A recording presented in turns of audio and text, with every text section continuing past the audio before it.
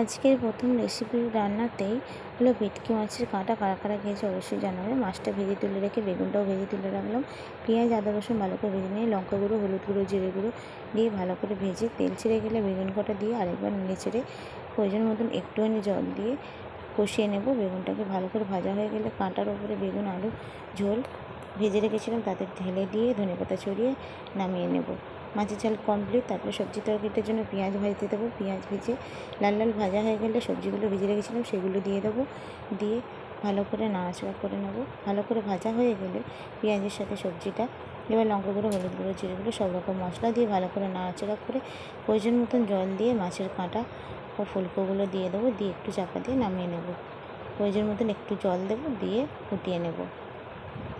ওই সবজি রান্নাটাও আমার কমপ্লিট হয়ে গেছে। এখানে কড়াই চিচিঙ্গা ভেন্ডি আছে এবং মাছের কাঁটা দিয়ে একটু চাপা দিয়ে দেবো।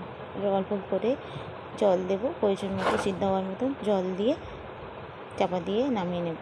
কেমন হয়েছে আজকের রেসিপিটা অবশ্যই কমেন্ট করতে ভুলবে না। বেশি বেশি করে লাইক কমেন্ট শেয়ার করবে। সবাই সুস্থ থেকো, ভালো থেকো। কেমন হচ্ছে আজকের রেসিপিটা অবশ্যই জানাতে ভুলবে না।